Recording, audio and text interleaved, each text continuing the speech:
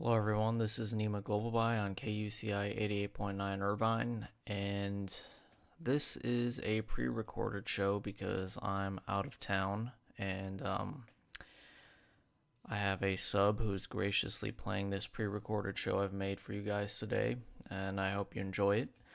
This is the first of its kind on Rollercoaster in the Clouds, and also I'm excited to say it's the first Marvel review. And on my old show, Cine Show, I did quite a few of these MCU reviews back in the day, but I haven't gotten a chance to do it in a while, and I'm really excited to do these two films.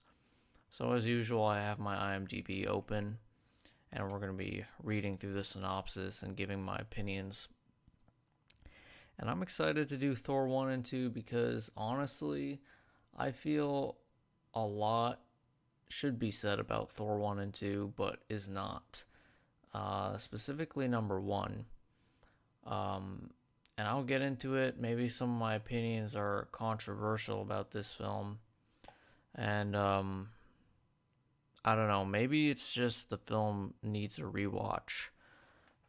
So yeah, let's get into it. This was directed by Kenneth Branagh.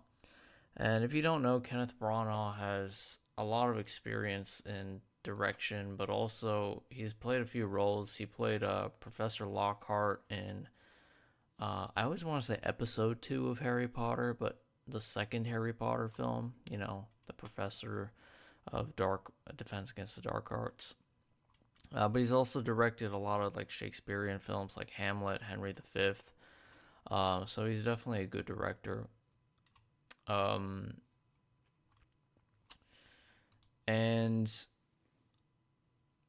so the plot of this film is very superhero-y, where it's like the hero has to prove himself. But in my opinion, Thor number 1 is actually quite a concise, tight, funny, well acted, generally well directed, and at points better than anything else in the MCU. And all around just has a great cast. I think that the film is very underrated. It has a 7 on IMDb. So we'll call that an 8 out of 10 because IMDb is usually one lower than Rotten Tomatoes. So it's like an 8 out of 10, but I think it deserves more love. And I also think that just in terms of people's like, I don't know, the buzz the film has around it, I guess, in the modern day needs to be relooked at. I think it deserves a rewatch. Um, oh yeah, and for the rest of my review, I'm going to be referring to Natalie Portman as Natalie Portperson because I think it's funny. So that's what we're going to do. Um, I guess the thing I like the least about this film is Chris Hemsworth's eyebrows, which are very weird. They're like blonde. And blonde eyebrows like usually make a person look very strange. So in the second film, they like darken his eyebrows, and in Avengers they do, and it looks a lot more natural. So yeah, let's get into the synopsis. Three scientists: Jane Foster, played by Natalie Portperson; Eric Selvig, played by Stellan Skarsgård, who's, by the way, one of my favorite actors. I love Chernobyl. Everyone should watch Chernobyl. And Darcy Lewis, played by Kat Dennings, are in a camper van in New Mexico and see a lightning storm develop, and they drive towards it. Jane is convinced that she has the ability to predict the appearance of an Einstein-Rosen bridge or wormholes in other worlds. The van hits a man inside the storm and they stop. It is a well-built, blonde-haired, semi-conscious man. Okay, so I like this opening. It's pretty like it like puts you right into the fire, and it's very mysterious. But then we see I think we basically see like a flashback scene of Thor and Loki with their father Odin, And this scene effectively like sets up the father son's relationship and sort of the relationship, or sort of the what the sons have grown up with their whole lives, I guess. So in 965 AD on Earth, frost giants visited Norway. They used the Tesseract and its limitless power to try to convert Earth into a frozen wasteland. Asgardians followed with their armies and joined humans in fighting the frost giants. In a battle in 965 AD, the frost giants and the Asgardians fought each other, and the Asgardians forced the frost giants to retreat to their own world. The Asgard won and took over the Casket of Ancient Winters, which contained the Tesseract, and returned to their realm. The speaker is Odin. So basically, Odin, played by Anthony Hopkins, is narrating this to his two sons, one blonde and one who's dark haired, so Thor and Loki. And yeah, he's explaining how like the myths of Norse mythology came about in this universe, and yeah, but it's real, of course, in this universe. And Odin says to them, both are worthy, but only one can be king. And he says something like, I like it. It kind of sums up both Thor and Loki's character. They're like, you were both born to be kings, and this becomes very important for both Thor and Loki in different ways. So, Odin says, a wise king never seeks war, but is always prepared for it. Frigga, played by Rene Russo, is mother to Thor and Loki. Let me just quick search out. Rene Russo was in some movie I've seen, but I always forget. Okay, yeah, she was in Line of Fire. Is a great film, quite underrated, and I think she was in something else I've seen, but could be wrong about that.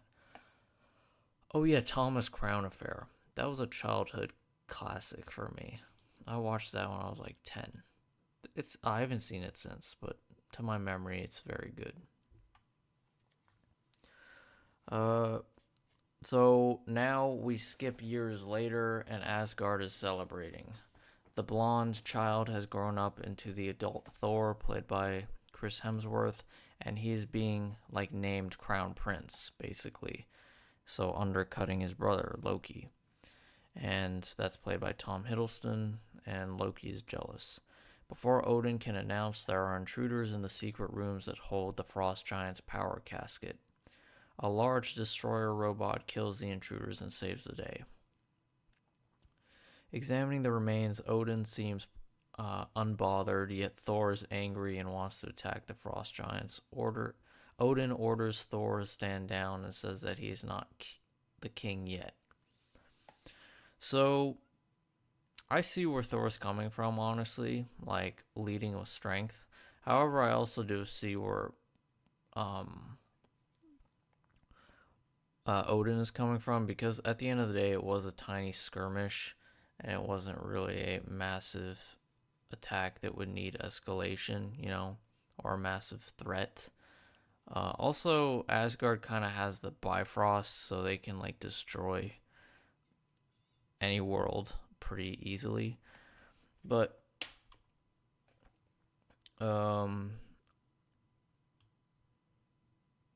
so let's see where I was here. Yeah, so Thor gathers Loki and his friends Volstagg, Fandral, Hogun, Sif, and basically they get together and they're like, we got to do something. Odin is letting us down. We need to go to Jotunheim and beat up the Frost Giants, teach them a lesson for what they did by violating our treaty of peace between us. And basically in these scenes, like Loki is like playing very loyal to Odin, but it does kind of seem like he's not. It seems like he's kind of like playing both sides, I guess, which sets up the fact he's like the god of mischief. He's a trickster. He's not necessarily all good or all evil, but he's certainly like deceptive, and he likes to create chaos, often to elevate himself as like the good guy. Um, and that is very interesting, and it plays out throughout this film. This film has like many villains, but Loki's definitely the main villain and the most interesting. Okay, where was I now? Okay, so yeah, they go to Jotunheim, and basically King Laufey taunts Thor and Loki and the band of warriors he brought, and a battle starts. Loki survives being touched by one of the frost giants, even though it turns everyone else's hands. It basically like gives them frostbite. Yet Loki turns blue, just like the frost giants. So this is very strange, and it's really painting Loki as like the odd one out. Um, just everything about him is like a bit different. Like he has different hair color from his brother, totally different. Like both Odin and his mother have like, either gray hair or blonde hair, and Thor is very blonde, but Loki is black hair, so he looks automatically like the black sheep. And then all of a sudden he gets touched by a frost giant, but it has no effect. It just turns him blue. And this is strange, and you're wondering what's going on. Um, so there's a very aura scene. I'm going to use the term aura a lot in this review, I've decided, because there's some scenes that I think are really cool. There's an aura scene where all the good guys are running from a huge monster that King Laufey of the Frost Giants has released, and then all of a sudden Odin like just teleports in on the Bifrost on a horse carrying his staff, and he's basically like, release my son, these are the actions of a boy, let's keep the peace. And Laufey is like, nah, it's war. And then Odin's like, so be it, and he just like screws off out of there and takes everyone with him. And like this upcoming scene is everything great about this movie. It's something that is being lost more and more in cinema, more and more in Marvel. Like a genuine flawed character being Thor getting like um absolutely pummeled into the ground, and we see his character arc throughout the movie becoming worthy. And like I'm saying with that, Odin is furious at Thor and banishes him to Earth. And this is a amazing scene, great acting, and yeah, Odin is like, I made a mistake. You're unworthy. You're arrogant. You don't like respect my authority. You just want to go kill people. You don't think. You only think about yourself and your glory. Um and he's basically like, "No. You have all these magic powers, supernatural powers that I have given you. So I'm going to take away all your powers. You will be a normal man." And he banishes him to Earth alone. And he grabs his hammer. This is an aura scene where Odin like grabs his hammer, and he basically whispers into the hammer. He says like, "Whoever shall be worthy will bear the power of Thor." So essentially, nobody can use this hammer unless they're worthy, and no one, and whoever does will bear the power of Thor.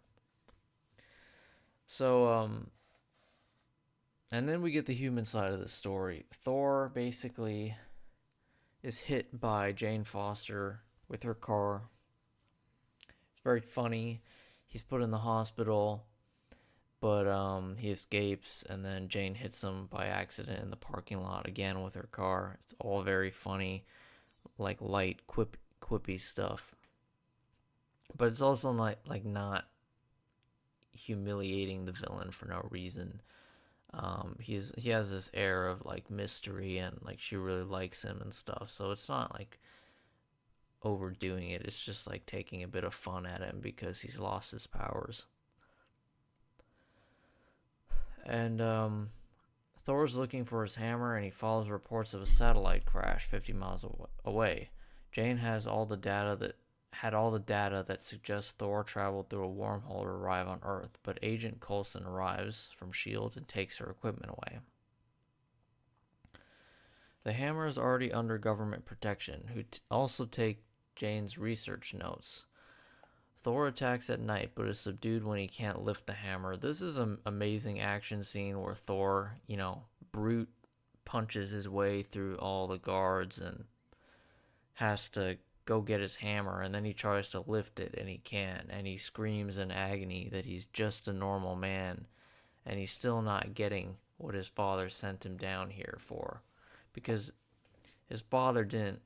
He whispered it into the hammer after Thor had been sent to Earth, so Thor doesn't know what he's supposed to do.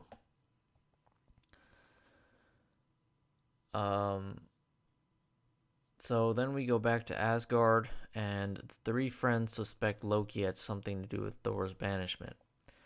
Loki realizes he is not a pure Asgardian, and Odin admitted he was taken from Jotunheim as an infant and raised as his own. So essentially, King Laufey's son is Loki. So when Odin said, "You were both born to be kings," that had dual meaning. He didn't mean king of Asgard. Or maybe he did. It's ambiguous, because at this moment Loki explodes at his father and he's like, "So this is why I can never be worthy. No matter what I do, no matter if I'm good or bad, you will never let me be king, because you will never have a frost giant sitting on the throne of Asgard." So he's saying basically, I will always be inadequate no matter what I do. And it's an amazing moment. It's very complex too. Like, people don't give it credit.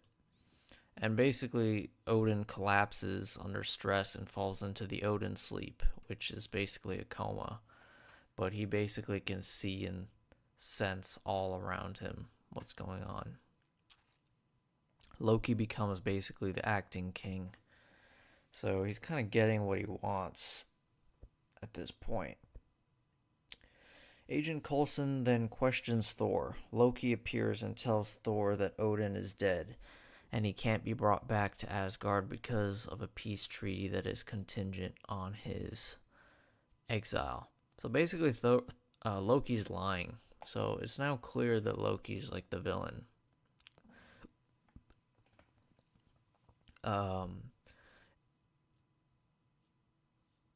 So Erik Selvig, the synopsis is missing a bunch of stuff, but Erik Selvig basically comes to get Thor, but he's very hesitant to do it. He's doing it for Jane Foster. Erik thinks Thor is dangerous, basically, and he wants to protect Jane Foster. Erik tells Coulson that Thor is Jane's ex-husband, and he is let go. Thor and Erik Selvig have a drink. This is a great scene where they have drinks. And then Thor and Jane Foster have like a romantic scene where they look at the stars, and Thor explains his background to Jane. And this is all very unbelievable to them, but, Jane Foster's kind of starting to believe it. Loki freezes the portal guard, Heimdall, played by Idris Elba, who's also amazing in this. Then goes to meet Laufey, the king of the Frost Giants. It was Loki that allowed the Frost Giants into Asgard to go for the power casket earlier. And he says it was like just a bit of fun, just a trick. He makes a deal with Laufey that he will let him into Asgard again to kill Odin and have their casket. In return, they will go home in peace. So the trickster is making a deal. But does a trickster ever really make a deal? Stay tuned and find out.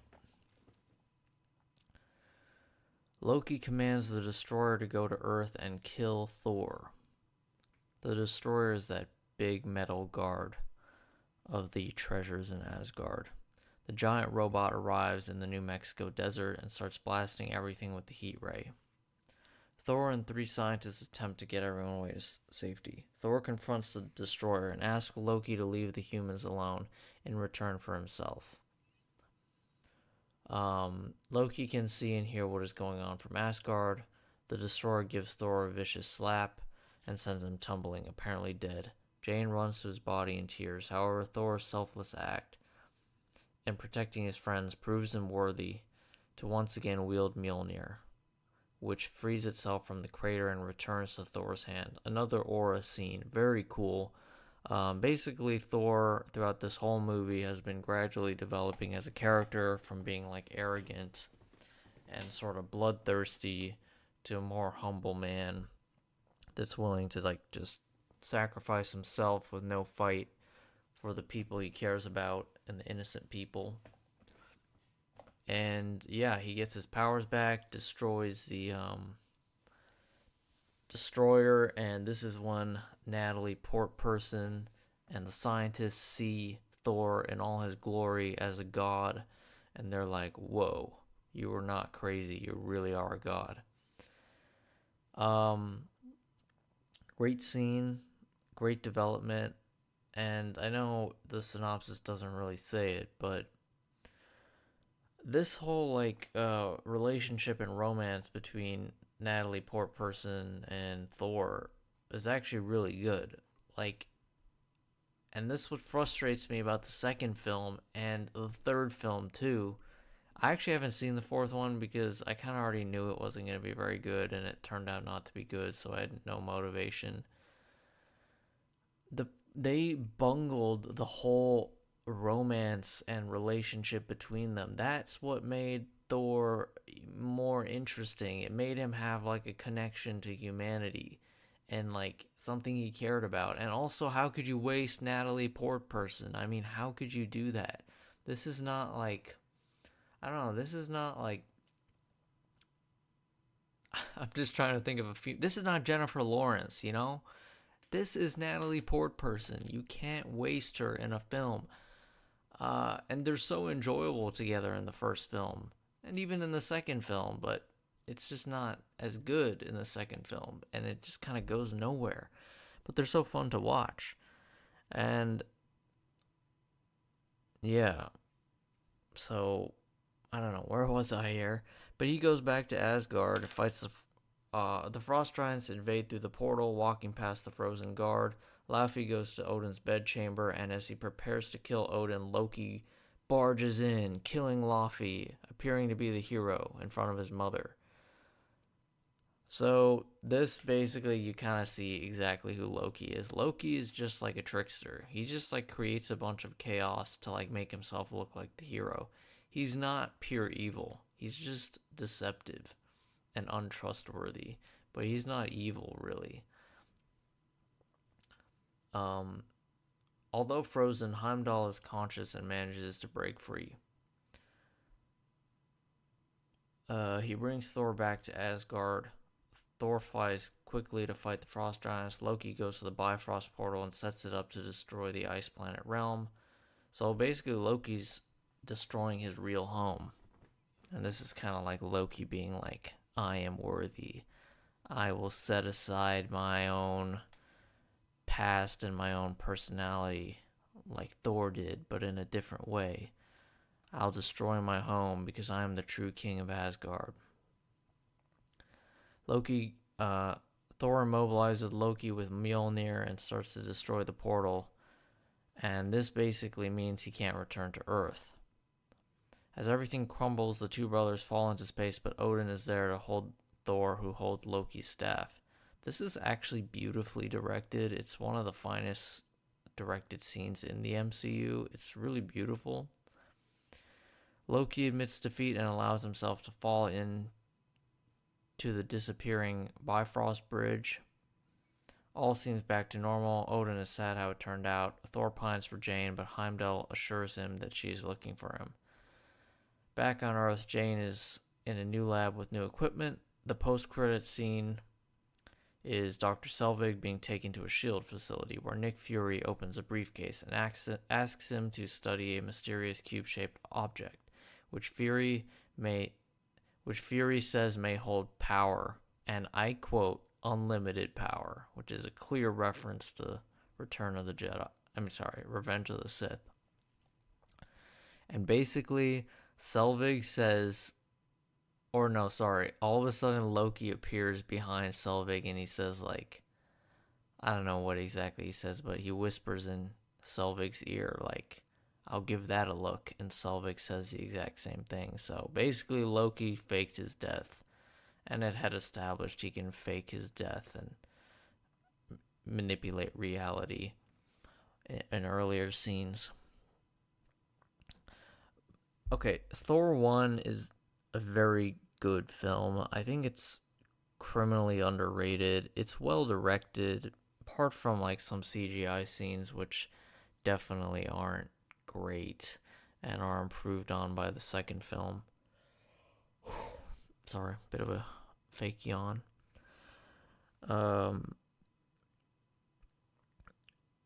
Yeah, overall, very good direction, minus some CGI, some great acting performances, compelling relationships, likable characters like Jane Foster, played by Natalie Portman, or Eric Selvig by Stellan Skarsgård, or even like the funny girl, Darcy, played by Kat Dennings. I liked her too. She was funny and quirky, and I don't know, it's just like characters you like to be around, which is fun. I like it. It is kind of a comfort film to me, and I do enjoy watching Thor 1. And I do think the arc Thor goes on is really, really good, and I think the character had so much potential with this first film, and we should have seen him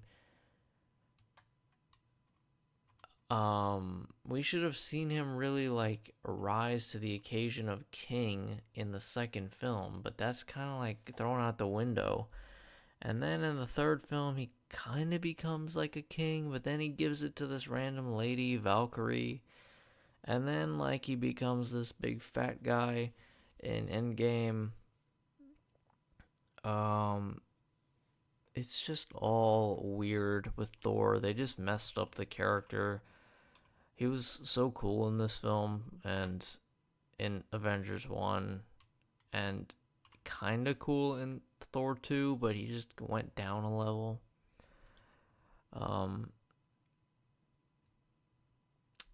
So, all right, sorry. I had to take a few second break, but we're back. Yeah, so that's my grievances about the Thor character. He was just wasted, and the wasting starts in the second film, but it gets worse in other films. Yeah. So we got about like 30 minutes left of the show, I think. I don't think, I know. So, Thor Dark World, in my opinion, foolishly changes director to Alan Taylor, who is a good director, at least in this film. It's good, but there's not as good direction, although the CGI is significantly better, but that has nothing to do with the director because it's Marvel and that's just mainly technology. The main cast makes its return, but there's a lot of big problems with some of the returning characters. The biggest problem is Odin. Now, Odin is still likable in this movie, and I think he ends up in a good place as the film goes on, but they make a big mistake essentially giving him like villainous characteristics and like going back on all the characteristics that we had established in the first film. That he's like, cautious, he's experienced, he's not bloodthirsty, he's logical. He's like teaching his son a lot of stuff, but in this film he comes off as like angry and like also bloodthirsty, and it's still great acting, but it just sounded weird and out of place. I feel like it just needed conflict for Thor. So anyway, we get kind of this generic fantasy backstory. Um, I know there was in Thor 1 too, but it felt better in that because it felt way more relevant to the characters. Meanwhile, in this, we just get this thing where, like, Odin's father clashes with Malekith, who's basically this generic dark elf who's evil and he wants to destroy the whole world, the whole universe. And he wants to transform it to a universe back of darkness, eternal darkness. And the Aether is a ancient force of infinite destruction. And the Aether could only be unleashed only when the 9 realms coincided in a line, which happens every 5,000 years. But just when the event occurred, Bor, who is the father of Odin, took the Aether from Malekith's grasp using the Bifrost. Sorry, I'm really stumbling over my words. I have my retainer in, so it's a bit difficult for me. The battle is all but lost for Malekith, but Malekith orders his ships to, like, basically suicide bomb on his army and the Asgardian army, which meant that Malekith's forces were sacrificed to inflict maximum damage on Asgard.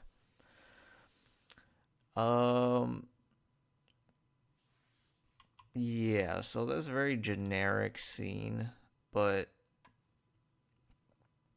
yeah, so after Malekith retreats,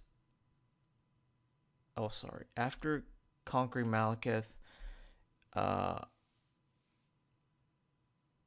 Bor safeguards the Aether within a stone column. The Aether could not be destroyed as its powers were too great. Hence, the order was to bury it in a place that no one could ever find it. Unbeknownst to Bor, Malekith, his lieutenant Algrim, and a handful of dark elf escapees are living in suspended animation in their spaceship. So they're just floating for like 5,000 years. Nobody knows about it. They think they're all extinct. So in the present day Asgard, Loki stands in prison for war crimes on Earth, as we saw in Avengers 1. Loki claimed that he wanted to rule Earth as a benevolent god, as it is his birthright to be king. And then, like, Odin, like, screams at him, and he's like, "Your birthright was to die." And I was like, whoa, this is kind of not the Odin we saw. But I was less concerned about this scene where he's, like, mad at his son. I was more concerned when he started contradicting himself in later scenes and not making sense at points. Odin spares Loki due to Frigga, his wife, and orders Loki to be imprisoned in the dungeons instead of being executed. Meanwhile, Thor, with his 4 warrior friends, or are there 3? I guess it's 3, I think. Oh no, it's 4. They're basically doing more like generic freaking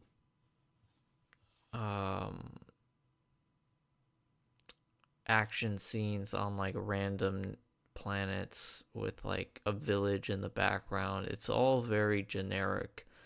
It's not memorable at all. It's just some, like, fantasy village on another planet, and, like, Thor just, like, comes in and he's like, "I am in charge," and he beats them all up because he's, like, maintaining order. It is the final battle in a war to pacify the 9 realms following the reconstruction of the Bifrost, which had been destroyed 2 years earlier by Thor. The Asgardians soon learned that the convergence, a rare alignment of the 9 realms, is imminent. As the event approaches, portals linking worlds appear at random. in London. So now we're like finally back to like Jane Foster, Natalie Portman. This is who we need to see. We don't want to see Thor battling some generic village people. We want to see Natalie Portman. We want to see Thor and Natalie Portman get up, get together, and fight bad people together. And I don't know, maybe there's a sacrifice at the end. Who knows? Maybe she becomes his queen at the end. Maybe she becomes queen of Asgard. Wouldn't that be cool? I don't know. And so basically, Jane Foster, Natalie Portman, is she's on like a date, and then Darcy comes in, and she's like not interested in this guy.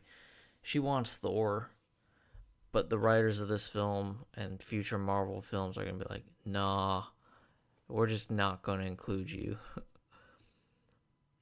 uh, Full disclosure, she wanted to leave Marvel because after this film, she was like, there's no direction to the character, and I agree with her. This film missed a lot of opportunities, but they should have just paid her a bunch of money and did it right in the third movie. I think you can tell I like Natalie Portman. And anyway, so her intern Darcy comes into the date, and Darcy's like, we're detecting anomalies, just like when Thor was coming to Earth 2 years ago. And Jane is like wanting to find Thor again.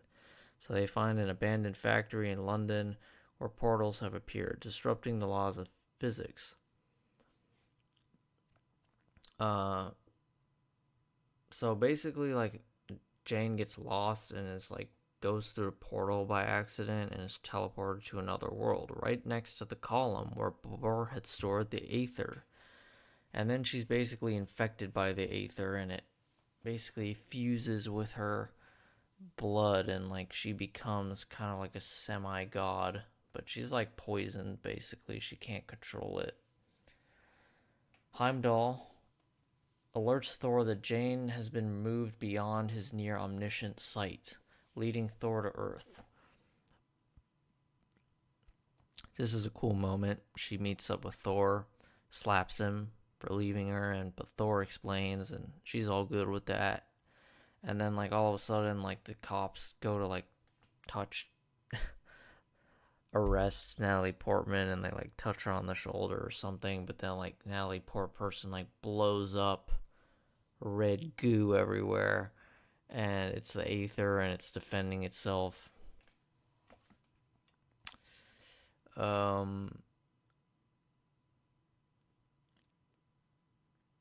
And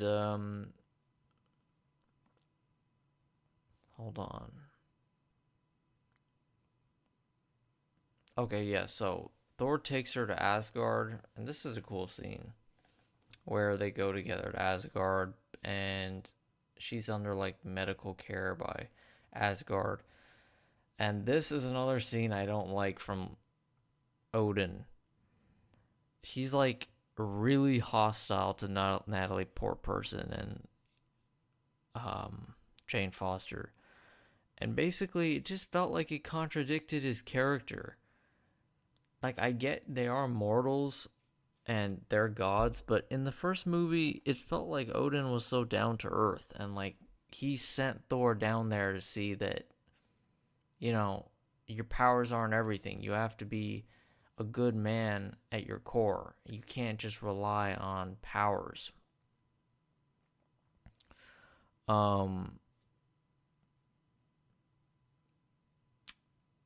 Sorry. I'm trying to like time this out, and I'm looking at the time and it froze, so whatever. I'll fix it in post or something. No, I'll get it right. Yeah, so Odin is like really hostile again, and she's like, get her out of here. She's just mortal. Mortals, their condition is to be sick and die. And I'm like, whoa, why are you doing this? You're not like this in the other film. But I guess it's just like, oh, we need conflict for Thor. His dad is mean.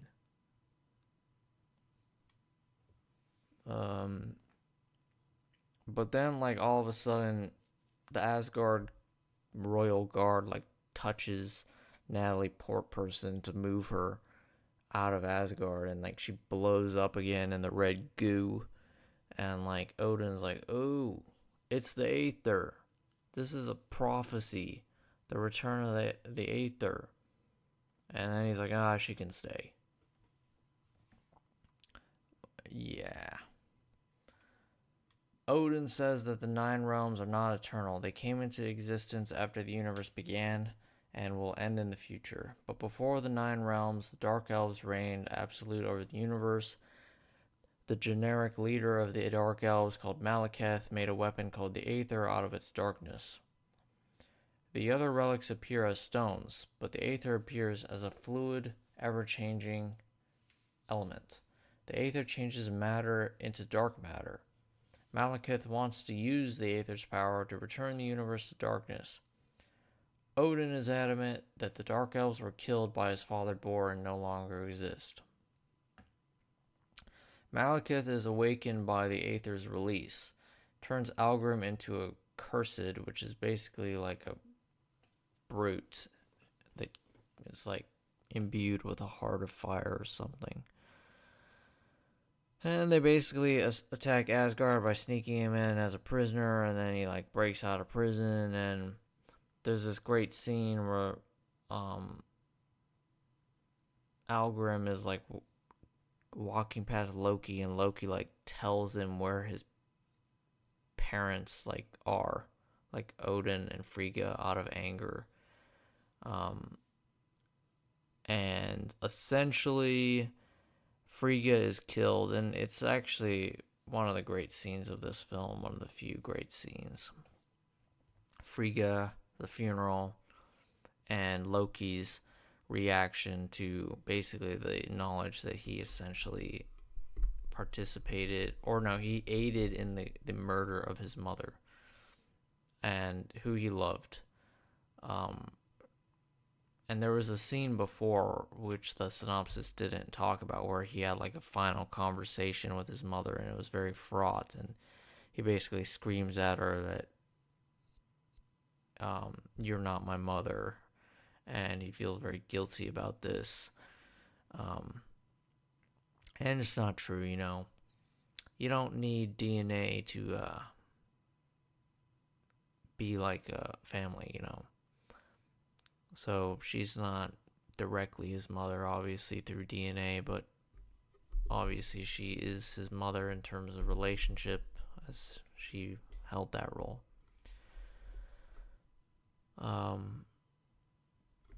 Yeah, it's very sad and very well done all around.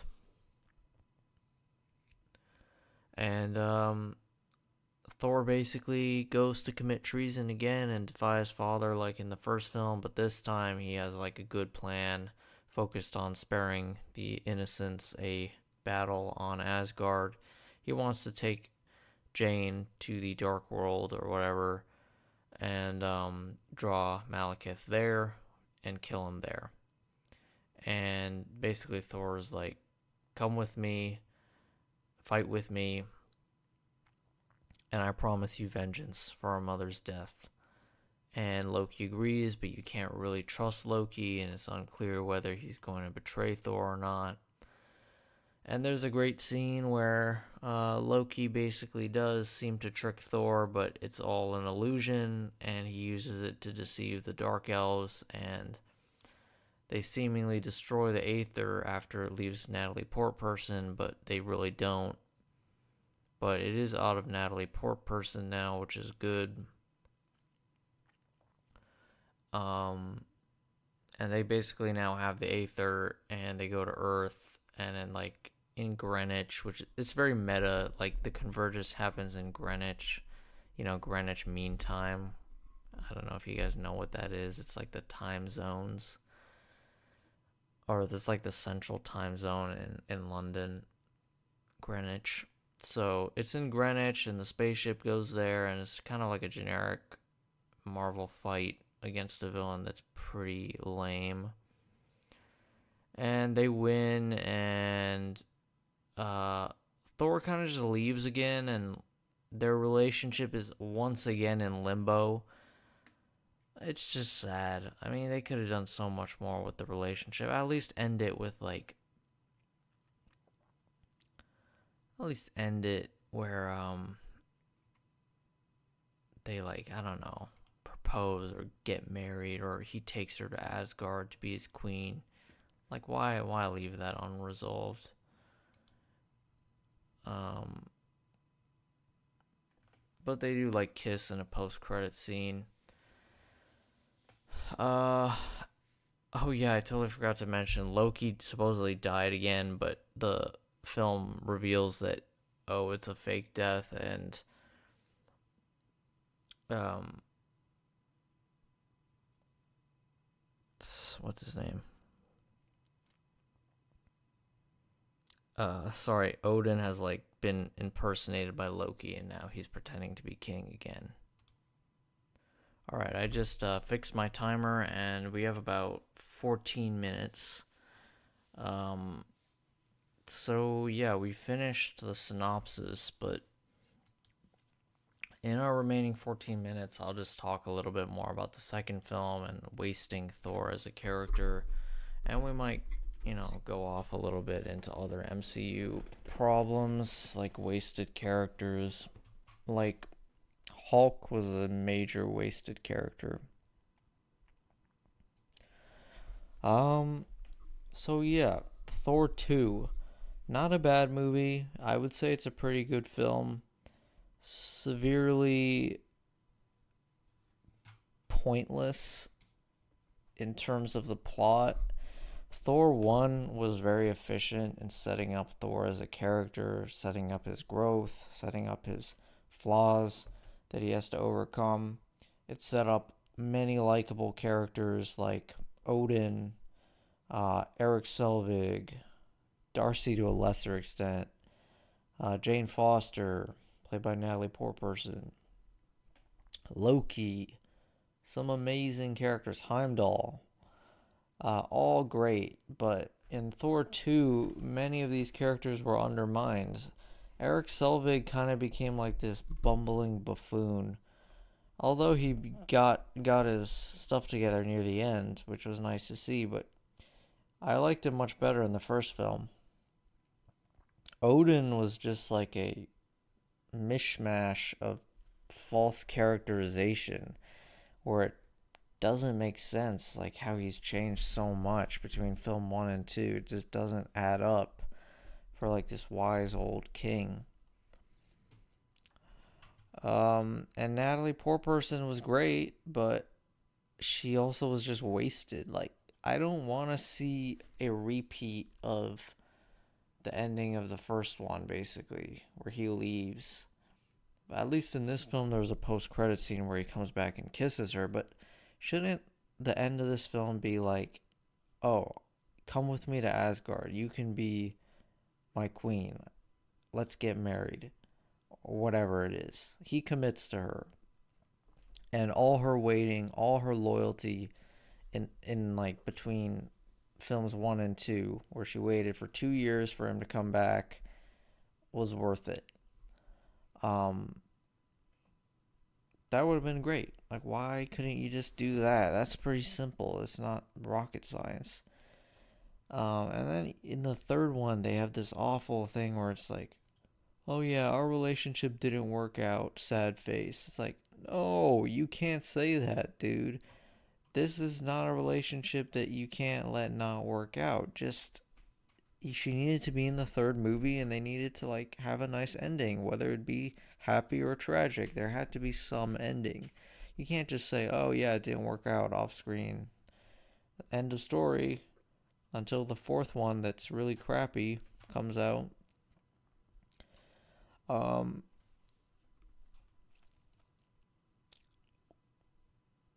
so other problems. Oh yeah, Malekith is just like El Generico. Very lame villain. You know what I think during this film a lot, and some other films I think this, like, When I see a film with a really generic villain, I often like try to get into the head of the writers or um like the director. I'm like, do these guys when they're making it, are they like, this character is so cool. This is gonna be one of the great Marvel villains, and then they see it and they're like, "Oh yeah, it's kind of just lame."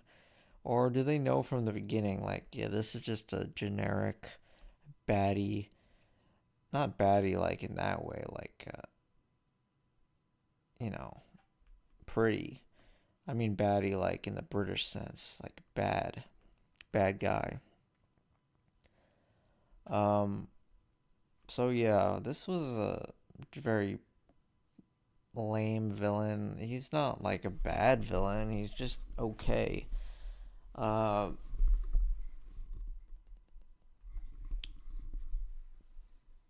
Good characters that actually improved between number one and two. The only one that actually improved was, believe it or not, Frigga, Thor's mother. I thought she had a very nice end to her character. The whole final conversation with Loki where he says, like, you're not my real mother, and she kind of like leaves heartbroken, and, Loki accidentally, in anger, you know, has or aids in his mother's murder while she defends Jane Foster and her beautiful funeral. I don't know, she kind of died like a hero. She was a very good character of this series. I enjoyed her very much. Anyone else improved? No. Loki was decent, not better than the first film. He was good, I guess. Like, I like to see him have some redemptive qualities, like when he goes to avenge his mother's death on the Dark World. Direction, we discussed, is worse than the first film. However, the CGI is better. Um, I guess we should talk about how it's sad that Natalie Portman actually like turned down being a part of the next film.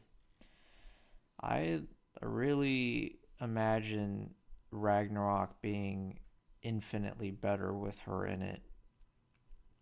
It would have been such a. It's just like, to me, you can't waste Natalie Portman in a film. Yes, I'm thinking of like Anakin and Padme, but why couldn't this be another Natalie Portman classic? And I don't know, she's just like a really cool in the first film, and I like her in this one, but they just let her down. I think we've exhausted all topics of conversation on Thor 1 and 2. I guess we'll just continue into like how Marvel continued to let the character of Thor down throughout other MCU editions. And maybe we'll get into other characters, but yeah, Thor's this weird thing where he started out so good in Thor 1, kind of like held in this weird pattern, kind of a holding pattern, but also at the end of the movie, he's like, "No, Dad, I don't want to be king," which I was like, "What? That's your whole character, dude. You can't say that, especially not at the end of the film." Um, and then in the third movie, he kind of like gains the responsibility of king, where he defends Asgard by destroying it. It was kind of weird. And then, unfortunately, he gives the quote unquote kingship to Valkyrie, played by a very unlikable actress, Tessa Thompson, who can't act. And she becomes quote unquote king, which I don't think that's how the word king works, but we'll give it a pass. Um, so yeah, he's basically like completely nuked his character arc about becoming the perfect king and having that responsibility, that wisdom to succeed his father. So he's just like, screw it. And then in Infinity War, he kind of like brings it back. He's he's got it, and he makes a huge failure, but that's fine. Like that's good conflict. But then in Endgame, okay, he becomes this big fat guy who's super dumb, and they gotta like, what do? They bribe him with like beer to like come attack Thanos or whatever, and he's really like even fat fighting Thanos, and it's like, yeah, it's funny, but do we need like to make fun of this character so much? Like Marvel needs to learn the balance, and on most of their films they have the balance between comedy and being serious, but some characters they just completely mess it up. A smarter path for Thor after the failure with Thanos would be like he turns more dark, you know, instead of becoming like this fat guy. And then like he's brought back to the light. Um, I don't mean he would be a bad person, but I mean maybe he's very suspicious of, you know, leaving New Asgard, and he has become king now. It's not Valkyrie, who's definitely not the real king. So he's probably like overdoing it now, and he needs to like get a hold of himself, fight Thanos for the good of humanity, which is what his father should have wanted for him. Tried to teach him about humility and sacrificing yourself for others. That would have been better. We got like 3 minutes here, and then we got to get off the air. But no, Thor kind of became this punching bag in Endgame, and all around it is just a character that it really hurts how he never reached his full potential. And I understand that the fourth movie is just garbage. I've seen clips and I've seen like reviews about it, although I don't have the heart to watch it because when you like something and someone is destroying it, I don't really need to be a part of it. Um, Even if they're not destroying it, sometimes the character is just done, and I feel his stories come to completion, and I don't watch it. Um, and in terms of Thor: Love and Thunder, it's just after Endgame, I'm not very interested in the next phases, and I got burnt so many times with terrible or mediocre Marvel films. Shang-Chi, um, Black Panther Wakanda Forever was awful. One of the worst films I've seen in theaters. I didn't see Eternals, but that was supposedly terrible. And there's like a bunch of other ones I'm forgetting that just disappointed me, and I'm not interested anymore in the stuff Marvel's making these days. Am I hyped for the new Endgame or the new Avengers? No, because I don't know what it's really about because they didn't interest me.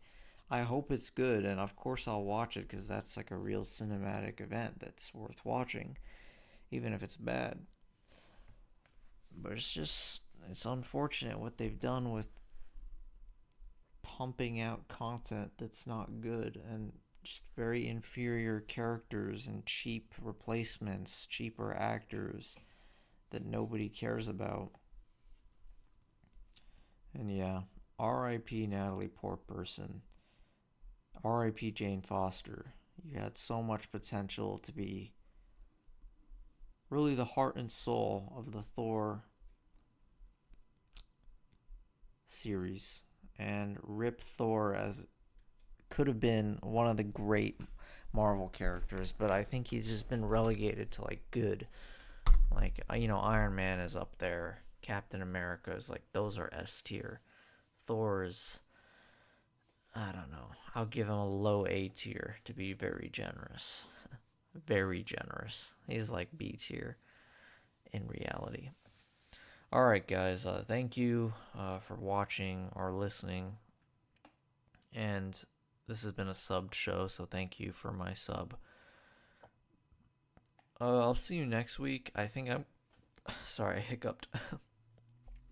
I think I'm gonna have a show on with, I forget his DJ name, but let's say DJ Ari of Bass Tunes. I think he'll be on with me.